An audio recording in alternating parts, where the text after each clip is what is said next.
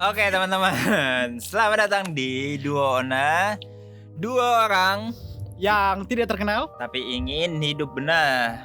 Dan tentunya kita akan membawa berita-berita kebenaran yang akan dikupas secara mendalam menarik dan juga memberkati.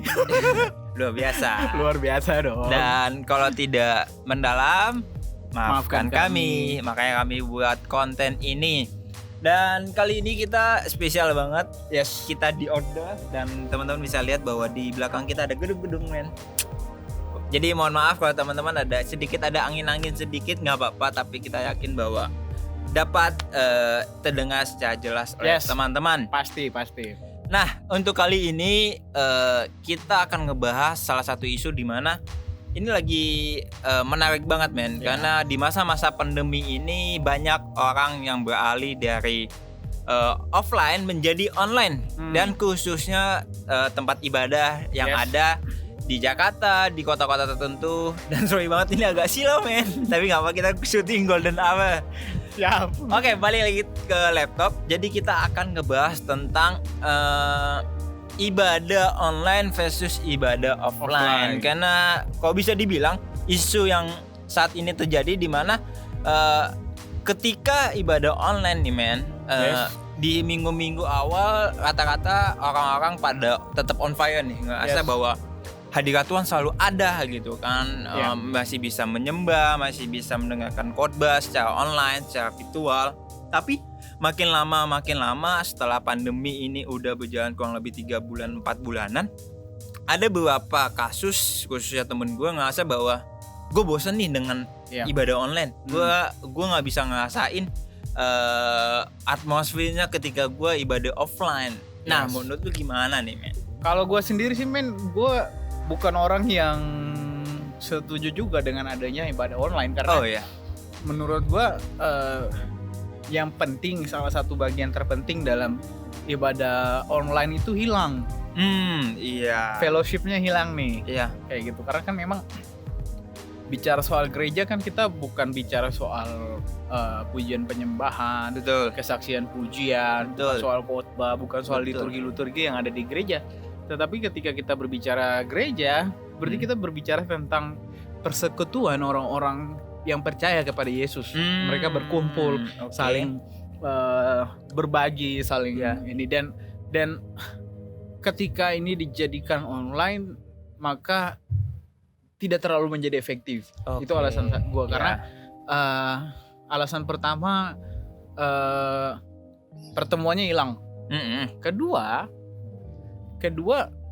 ini gue mungkin nggak ada penelitian yang secara jelas. Ya. Tetapi kalau mau lihat faktanya yang gue jalanin ketika gue ibadah online, gue kurang fokus. Oke. Ke distract Ya. sama hal-hal Notif lain. mungkin. Iya. Tiba-tiba lagi penyembahan di dalam ibadah online. Tiba-tiba ada yang ketok pintu kamar. Wah, Andra, keluar, Andra. Main yuk. Gak fokus kayak Ya. gitu. Kita bisa melakukan apapun yang kita suka walaupun memang udah ada pemberitahuan. Biasa kan kalau dia ibadah offline, mohon saudara-saudara sekalian matikan handphone saudara, kita mau fokus menyembah dan memuji Tuhan. Tapi pada faktanya, pada kenyataannya nggak bakal fokus. Ya. Kayak gitu. Jadi memang di sini di pandemi ini sih gue ngelihat kalau umat Kristen itu dituntut kemandiriannya gitu. Jadi nggak bergantung sama komunitas di mana dia berada, tapi ya memang meskipun ada in touch secara online, ada hubungan secara online, telepon dan lain sebagainya, tapi memang lebih dituntut nih kemandirian gitu. Kalau gue sih ngelihatnya gitu karena bagaimana lu bisa tetap setia berkomitmen di dalam iman kekristenan meskipun nggak ada yang ngawasin lu secara kayak dulu lagi di ibadah offline ya. Yes kayak gitu sih. Oh iya. Karena ya, men, karena gue pun juga pernah di fase ini ya, men. Maksudnya fase dimana setelah beberapa bulan pandemi ini gue ngerasa kayak, karena nggak bisa dipungkiri bahwa dengan adanya ibadah online nih, men, kadang kita ngerasa bahwa hari Minggu bukan menjadi hari yang spesial lagi. Iya. Kenapa? Karena biasa hari Minggu adalah hari dimana untuk kalau sebelum pandemi, hari Minggu adalah dimana hari untuk kita beribadah di gereja gitu kan. Maksudnya yang mau nggak mau kita harus mempersiapkan hati, mempersiapkan diri. Misalnya kayak di gereja gua jam 5.45 gitu kan mulai. Berarti jam 4 gue udah siap-siap untuk mandi, untuk persiapan untuk ke gereja gitu. Tapi setelah pandemi di minggu-minggu awal gue masih bisa merasakan kayak siklus. Oh gue mau ibadah nih 5.45, ibadah jam 6, gue mandi dulu, gue preparein semuanya. Oke, gue buka laptop, gue doa dulu, ibadah online gitu kan. Tapi makin lama gitu kan mulai mundur karena sempat adalah kita sebagai manusia mau nggak mau ya pasti ada naluri kayak mager atau mungkin kita mungkin di hari Minggu lagi sibuk karena kerjaan atau gimana gitu kan. Kita ngerasa kayak entah aja Senin atau Rabu gue masih bisa tonton lagi toh juga online gitu kan. Makanya di sini menurut gue kayak agak disayangkan. Mungkin teman-teman yang lagi nonton juga mungkin merasakan hal yang sama. Tapi yang gue pelajari bahwa ternyata itu tidak bisa menjadikan alasan untuk kita tidak bisa on fire lagi di hari Minggu. Dan kita nggak bisa menyalahkan bahwa gara-gara online gue jadi nggak bisa nih kayak dulu lagi. Karena gue tuh orang yang biasanya tuh bertemu dengan orang. Gue biasa dengerin khotbah secara offline. Gue kalau online kadang nggak fokus dan lain-lain. Tapi menurut gue itu nggak bisa menjadi patokan. Karena yang tadi kan kemandirian seorang Kristen dituntut. Nah, gue ngeliat memang banyak gereja akhirnya semua gereja jadi online.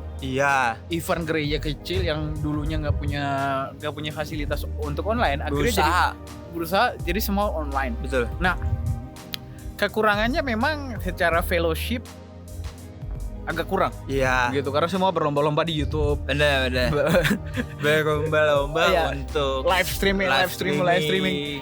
Tapi ada kelebihan tersendiri di mana seorang jemaat bisa dengar khotbah setiap hari. Kelebihannya bisa. Jemaat sekarang bisa lebih kayak milih gini. Oh, gue mau dilihat gereja inilah ibadahnya kayak gimana. Terus dia ke gerejanya dia lagi dan lain sebagainya. Potensi untuk bertumbuh tinggi, tapi potensi untuk disesatkan juga tinggi. Karena banyak informasi yang diberikan dari berbagai gereja. Tergantung bagaimana kita mau ngambil yang bagaimana mana. mau nangkapnya kan. Makanya memang harus ada tetap in touch sama minimal mentor sama orang yang membimbing. Nanti kita akan bahas tentang mentoring. Teman-teman akan menunggu hal itu ya karena itu penting. Apalagi di masa-masa seperti ini karena ini nih menjaga kestabilan iman kayak gitu. Paulus sendiri kan seringkali dia kasih ngomong tuh ke jemaat-jemaat. Benar. Di dalam Alkitab dengan jelas mengatakan bahwa biar jemaat nggak teracun nih sama pengajaran-pengajaran yang lain, makanya kan mereka turun tangan. Paulus ngomong bahwa ajaran yang sebenarnya tuh dari mereka nih. Maka bahkan di Alkitab tuh ada yang ngomong kayak gini. Jika sekalipun malaikat yang kasih ajaran yang tidak sesuai dengan yang kami ajarkan, yaitu Tuhan Yesus Kristus yang mati berkorban demi kita untuk menebus kita, maka aku kayak mengecam dia atau mengutuk dia kayak gitu. Dan masa pandemi ini tuh membuat informasi tentang kekristenan tuh luas banget. Bahkan kita nggak punya filter. Akhirnya kita nggak punya filter. Kita nggak punya semacam ini guidance apa sih guidance? Bukan arahan nggak sih? Kayak semacam ini. Apa Jo? Apa? Pegangan. Kita nggak punya. Pegangan. Nggak ada. Biar lu lurus di jalan ini kan jemaat jadi bingung men. Gue mau dengar khotbah siapa? Bener. Kayak gitu. Gembalanya pun tidak punya. Gue nggak tahu gembala akhirnya setelah pandemi ini masih punya in touch sama jemaat-jemaat. Tapi kan kalau kita ngelihat kalau live streaming itu kurang. Bahkan via telepon aja tuh kurang men. Kayak ini konseling via telepon Iya. dengan konseling ketemuan itu beda rasanya tetap. Betul. Ketika ngomong dengan telepon cerita itu beda. Karena ketika kita bertemu langsung, ketika kita bertemu dengan orang, kita bisa ngelihat, menurut gue kita bisa merasakan gitu kan. Kenapa? Karena ketika kita bertemu nih, kayak gue ngobrol sama lu gitu kan, gue bisa ngelihat ekspresi lu, gue bisa ngerasain apa yang lagi lu ceritain. Berbeda ketika kita telepon, mungkin di telepon bisa sama-sama nangis nih, tapi beda gitu ketika kita ngelihat lu nangis secara langsung sama telepon kan. Mungkin kayak ketika kita ketemu, gue masih bisa, maksudnya bisa lus atau gimana gitu kan. Karena menurut gue itu juga kadang yang membuat mungkin beberapa orang ngerasa bahwa gue nggak bisa untuk ibadah online nih gitu kan. Gue ngerasa bahwa ibadah online gue nggak bisa merasakan semangatnya lagi nih gitu. Memang itu fakta men. Tapi kita nggak bisa melawan peraturan pemerintah karena betul banget. Memang ini kan bicara soal keselamatan kita juga, kebaikan kita juga. Jadi kayak kalau gue sih misalnya ada alasan kayak gini, gembalanya nggak aktif nih karena nggak pernah perhatiin gue. Kalau menurut gue sih gembala sama jemaat harusnya sama-sama proaktif ketika karena kan gembala, gue nggak membela gembala, tapi gembala memperhatikan bukan satu jiwa doang. Gitu. Banyak juga. Jangan-jangan dia mungkin kadang kan skip atau apa kayak gitu. Jadi memang jemaat harus proaktif juga dalam dalam komunikasi membangun. Karena gue rasa nggak ada gembala yang nolak sih kalau jemaatnya telepon minta saran, karena memang ini bahaya men. Pengajaran semua gereja bikin ajaran online. Event kita pun kan di pandemi ini gitu. Kita juga kita bikin podcast ini juga. Dan itu perbedaan doktrin, perbedaan pemahaman. Jemaat awam tuh nggak ngerti. Nah, kayak maksudnya pendeta ngomong apa benar apa salah kan, jemaat ya aja kan. Karena cuman menonton doang. Jadi kayak memang proaktif gitu. Kalau teman-teman semua yang di rumah gembalanya kurang memperhatikan, coba komunikasikan lagi. Kalau dia tolak ya udah. Dan ini jangan pindah gitu. Dan mungkin kalau teman-teman lagi ngerasa bahwa gembalanya teman-teman tidak memperhatikan teman-teman cobalah mulai duluan berkomunikasi. Dan jangan kok bisa ini nih men. Di masa-masa pandemi pasti asumsi-asumsi itu bakal selalu bermunculan. Bakal meningkat. Kenapa? Gue bisa bilang begitu karena ketika masa-masa pandemi ini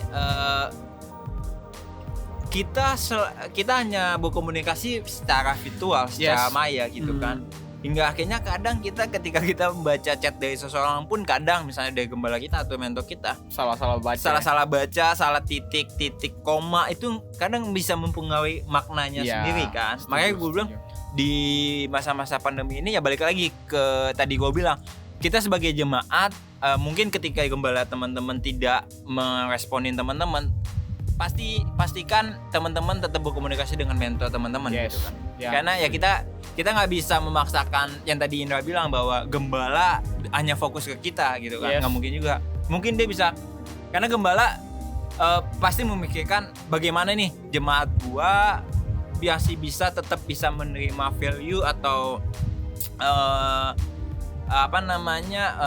nilai-nilai yang pengen gua tanam nih kepada jemaat. Jadi buat teman-teman yang lagi nonton nih, kalau teman-teman ngerasa bahwa Kak, aku lagi nggak diperhatiin sama gembala aku lagi nggak diperhatiin mentor aku, please jangan berasumsi apa-apa teman-teman, dan dipastikan untuk dikomunikasikan. Karena kalau kita bisa bilang di masa pandemi ini ada plus dan minus antara offline dan online gitu kan. Ya tadi Indra bilang bahwa kita nggak bisa memaksakan untuk kita ibadah offline gitu kan, sedangkan pemerintah menerapkan untuk PSBB saat ini gitu kan. Walaupun mungkin di beberapa gereja ketika buat video ini ada beberapa gereja yang udah mulai offline tapi tetap menerapkan PSBB.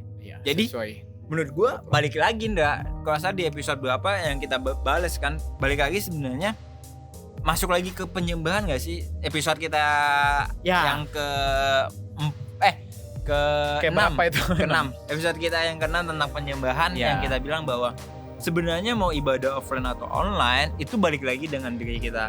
Iya kan? Kita mau ngeset hati kita gitu kan. Walaupun mungkin lewat virtual atau gimana pun sikap hati menentukan.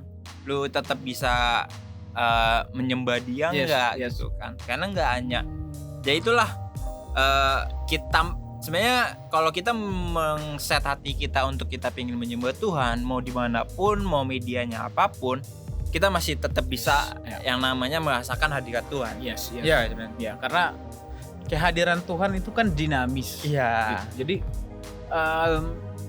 bukan karena gara-gara ibadah offline lalu akhirnya iman kita jadi runtuh. Karena sebenarnya sikap kita yang menentukan. Apakah kita tetap memilih untuk menyembah Tuhan atau enggak? Ingat tentang kisah 3 anak muda. Waktu saat itu Raja Nebukadnezar suruh menyembah dia. Kalau nggak salah ya. 3 anak muda ini nggak menyembah. Mereka memilih menyembah Tuhan. Nah, kondisi saat itu tuh menuntut 3 anak muda ini untuk bisa aja menyangkal Tuhan, ini nyawa nih. Betul. Bagaimana nih? Tapi balik lagi tidak terpengaruh sama kondisi. Tidak terpengaruh sama kondisi yang membuat mereka akhirnya kan melakukan mujizat. Mereka berlari-lari di perapian. Kalau kita lihat lagi teman-teman, di mana ternyata tokoh-tokoh Alkitab itu semuanya, kalau gue sih mereka tuh keadaan mereka tuh bisa menuntut mereka untuk tidak memilih Tuhan, tetapi bagaimana pilihan untuk gue tetap ikut Tuhan. Nah itu yang penting tuh. Waktu Yusuf dibuang, kondisi Yusuf tuh dari anak sampai jadi budak loh. Anak budak napi. Anak dibuang budak napi kayak gitu. Tapi kalau itu step-step itu nggak dilalui, dia nggak bakal bisa menjadi. Dia nggak akan bisa jadi dia yang pada akhirnya lah. Dia yang pada akhirnya kayak gitu. Jadi memang kita nggak boleh terpengaruh sama keadaan. Bener. Bagaimana kita bisa mengubah keadaan itu karena apa yang kita putuskan juga, apa tindakan kita, apa sikap hati kita sih. Bagaimana hubungan kita, keseharian hubungan kita dengan Tuhan gitu kan. Karena gue juga maksudnya bersyukur banget maksudnya pandemi berada di mana sekarang teknologi udah semakin maju khususnya gitu kan. Bayangkan misalnya pandemi ada ketika teknologi belum maju gitu kan. Gimana? Itu bakal lebih sulit menurut gue dibandingkan sekarang. Kita masih ada fasilitas di hari Minggu secara online gitu kan. Bayang kalau teknologi belum maju, kita menurut gue bakal lebih sulit gitu kan. Ya balik lagi teman-teman, yang gue belajar bahwa sebenarnya bagaimana kita bisa merasakan hadirat Tuhan di hari Minggu itu berawal dari hubungan kita dari Senin sampai Sabtu. Menurut gue gitu. Kenapa? Karena ketika Senin sampai Sabtu kita tidak bangun hubungan dengan Tuhan gitu kan, dan kita hanya menggunakan di hari Minggu doang, itu kadang menurut gue agak sulit untuk kita bisa menyadari bahwa kebaikan Tuhan. Jujur, gue di gereja gue yang ngedit semua materi tentang ibadah online gitu kan. Gue coba ngedit, dan gue kadang di hari Minggu gue ngerasa bahwa gue udah tahu nih isi lagunya apa, isi firmannya apa dibandingkan jemaat sebelumnya, karena gue yang ngedit, ya kan. Hingga akhirnya di situ gue ngerasa kok gue nggak bisa kok gue jadi ketika gue nonton kok gue jadi ngoreksi si video gue seharusnya katikannya jangan kayak gini nih. Bukan ibadah ya malah. Bukan ibadah, jadinya malah mengoreksi. Akhirnya gue lumayan keteguh di situ bahwa ternyata gue salah ngeset hati gue nih gitu kan. Makanya gue sempet kalau ditanya kabar gue gimana gitu kan, gue pasti selalu bilang gue udah tahu sebenarnya jawaban gue, kenapa gue bisa nggak on fire, kenapa gue bisa ngerasa bahwa kok ibadah online membosankan? Yeah. Karena gue salah ngeset hati gitu. Yes. Apalagi teman-teman yang ngedit, khususnya yang teman-teman ngedit di ibadahnya teman-teman, di gerejanya teman-teman, pasti teman-teman ya nggak tau lah merasakan hal yang sama, tapi gue merasakan hal itu. Yeah. Tapi di sini gue sadar bahwa sebenarnya itu bukan dijadikan alasan gitu untuk supaya kita balik ke offline lagi. Iya, karena ya mau gini ya udah, mau gimana lagi kayak gitu. Bener. Kita masih beruntung loh, kita masih bisa ibadah. Tempat-tempat yang lain yang sampai dikejar-kejar, gue nonton tuh ada video yang tentang di Cina orang-orang ibadah sampai ke bawah tanah, sampai Alkitab tuh disobek-sobek supaya nggak ini supaya ya nggak ketahuan. Mereka bisa, jadi meskipun tuh Alkitab yang disobek tuh bisa dibakar, dia udah isi tuh di kepalanya, udah dihafal. Gue rasa kita punya nasib lebih baik daripada mereka. Bener, mereka aja bisa kayak segitunya gitu, sampai segitu. Dan kadang memang kenyamanan membuat kita lupa akan kebaikan Tuhan, akan segala sesuatu yang telah Tuhan berikan dalam kehidupan kita. Karena memang orang Kristen itu masalah utamanya bukan ketika dia dalam keadaan sulit. Masalah utama orang Kristen tuh ketika dia berada dalam kenyamanan. Jangan-jangan pandemi ini buat kita nih orang-orang Kristen nyaman dengan situasi ini. Iya, makanya kita bosan banget memuji dan menyembah Tuhan. Dan ya, koreksi diri kita lagi sih. Gue pribadi sih mengoreksi diri gue gitu. Seharusnya dalam pandemi seperti ini kan gue makin deket sama Tuhan. Kok gue makin bosan sama kehidupan? Seharusnya ya. Gue makin bosan sama Tuhan. Nah itu kan perlu dipertanyakan. Betul. Karena gue bisa dibilang kita jadi punya waktu khusus yang lebih banyak. Karena kita cuma di rumah doang nih. Seharusnya kita bisa mempergunakan waktu kita lebih banyak lagi untuk kita berhubungan dengan Tuhan. Tapi ya seringkali kita malah menyia-nyiakan waktu di masa-masa saat ini, malah untuk menggunakannya sebagai kegiatan yang mungkin kayak have-fun saja atau gimana gitu kan. Karena iya men, gue juga sempat dengar tuh ada salah satu kota di mana mereka sampai ini men udah di bawah tanah, mereka pun mau nyanyi pun nggak pelan-pelan nggak ada suara men gitu kan. Sedangkan kita dikasih kesempatan, kita dikasih media mau apa lewat YouTube, mau lewat apapun gitu kan. Bahkan ada beberapa gereja di luar kota sana sempat bilang, Kak gimana nih supaya untuk bisa jemaat masih bisa nyampe message-nya kita gitu kan. Mereka berusaha untuk gimana bisa menyampaikan pesan Tuhan gitu kepada jemaatnya mereka. Makanya menurut gue khususnya kita di kota nih masih beruntung banget teman-teman. Jadi buat teman-teman ya mungkin segini dulu aja kali ya. Segini karena kita udah tidak tahu apa yang mau kita ngomongin. Jadi untuk teman-teman segini dulu aja untuk ibadah offline dan online. Kalau gua bisa kasih sedikit bahwa mau offline atau online itu sebenarnya itu hanya media. Itu hanya salah satu cara bagaimana untuk kita bisa bersekutu bareng-bareng gitu kan. Tapi makna sebenarnya adalah gimana kita dapat kita mengset hati kita untuk benar-benar gue pengen beribadah mau dimanapun tempatnya, mau lewat media apapun, yang penting gue mau set hati gue untuk Kalau lu men? Gue mirip-mirip bisa sama lu men, tapi memang menarik begitu karena ketika lu mencari yang esensi, satu yang penting yang kita dalam kekristenan mengimani itu bahwa itu Tuhan Yesus Kristus. Maka walaupun medianya nggak ada, tapi balik lagi yang gue bilang tadi, Tuhan kita tuh dinamis dimanapun.